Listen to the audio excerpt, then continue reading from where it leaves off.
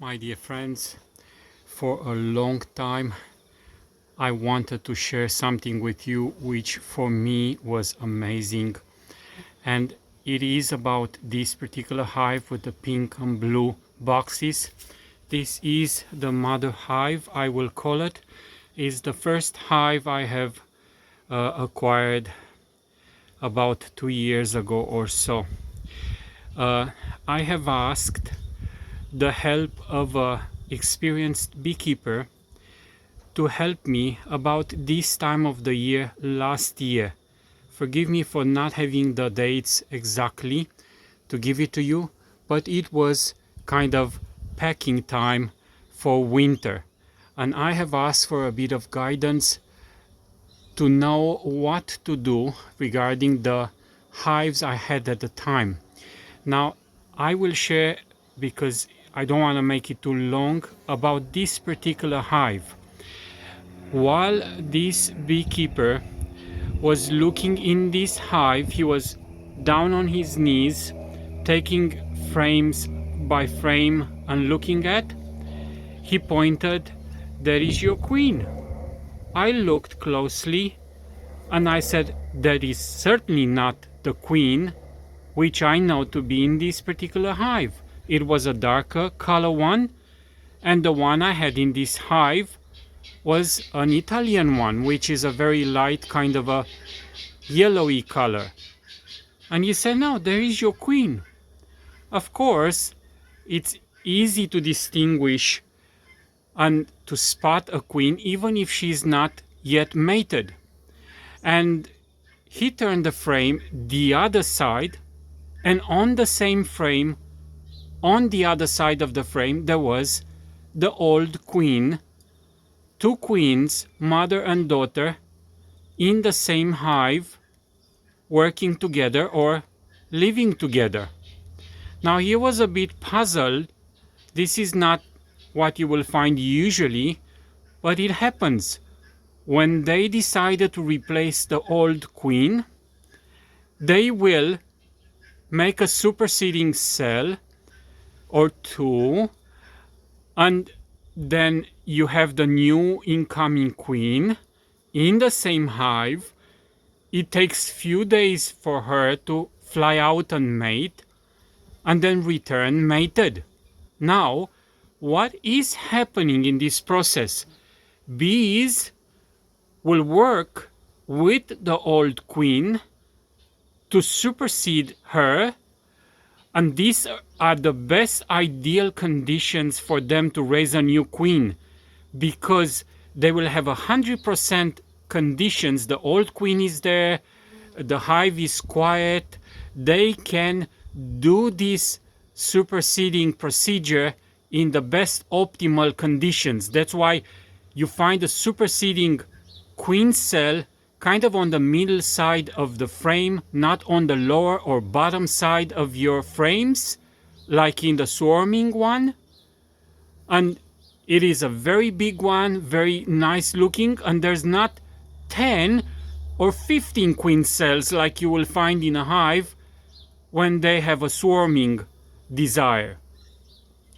Now what happened, in just a couple of seconds, he has asked me, "Do you have a nuke at hand?"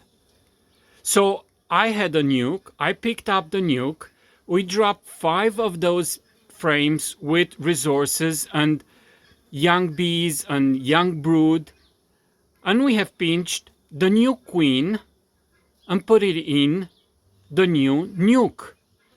And I was to lock it up and take it away. At that time I took it away in Lenswood. I had few hives there. Now everybody would know in Lenswood it's colder, maybe 4 or 5 degrees colder than you would have in the city at Hallett Cove, where I used to live a year ago. And what happened? This is what I want to share with you. This is the interesting thing. I'm in danger of drawing this video too long, but this is important. You ask a question on a group. What is it about this? How do I do this? How should I do this? and you have multiple answers. And the standard kind of idea is that, everybody does it its own way and should be fine. I do agree with that, and I do disagree with that. Why? Not necessarily is in the best interest of the bees every single method we apply to them. We're bigger than them, more powerful, and we would do whatever we would like to do with them. They cannot resist us. But that does not mean necessarily that if our bees have survived our kind of a method, that is them thriving or doing the best potential they have. Then how should we do it? Can you trust a beekeeper when you ask a question? Yes and no. Why do I say that? When I say yes, is of course, if he is willing to share, take it on board and try it. Beekeeping is so complex. Why is it complex? Bees will behave and act a little bit different in one area than in another. In a colder area, beekeeping in Romania may not apply 100%. Here, we have a different kind of a winter, and we don't have to follow each step the same. We may have bad results doing it.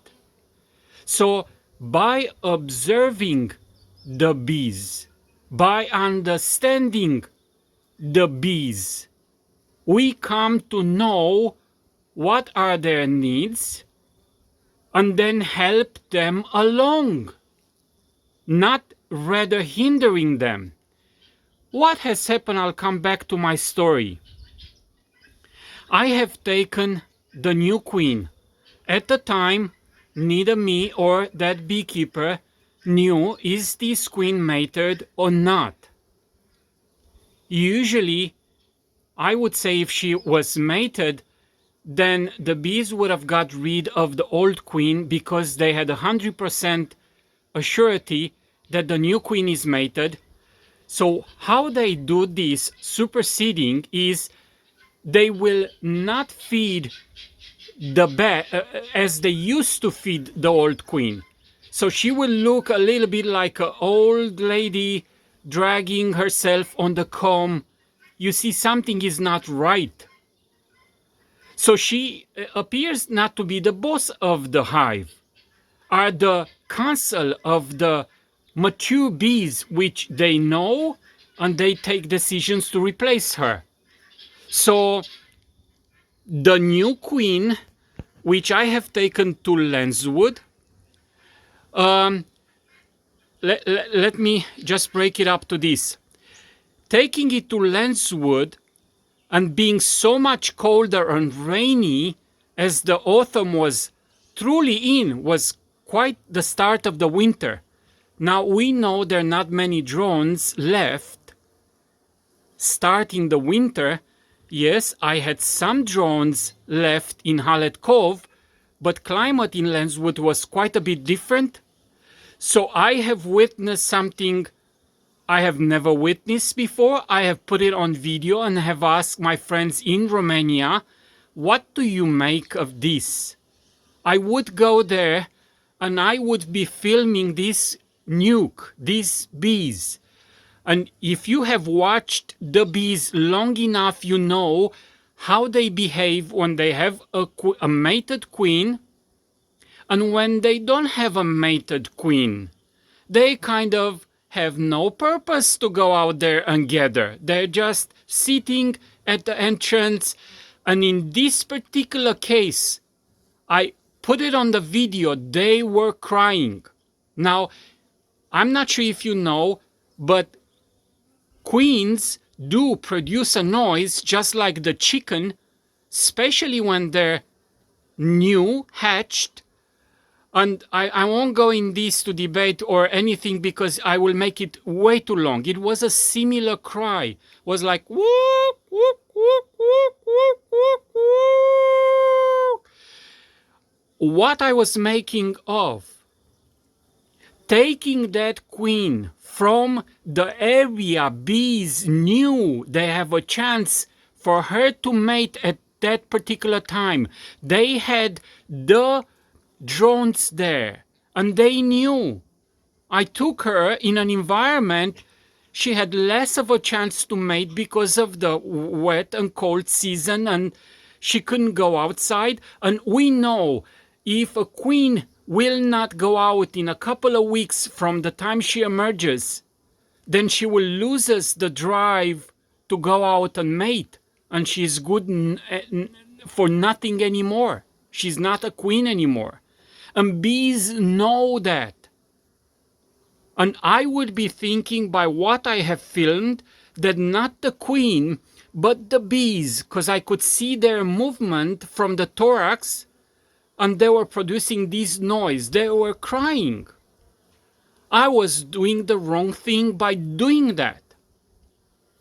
Now, I will show you possible if that nuke has made it, and it's one of the strong hives I have today. It's on the 3 boxes at the moment.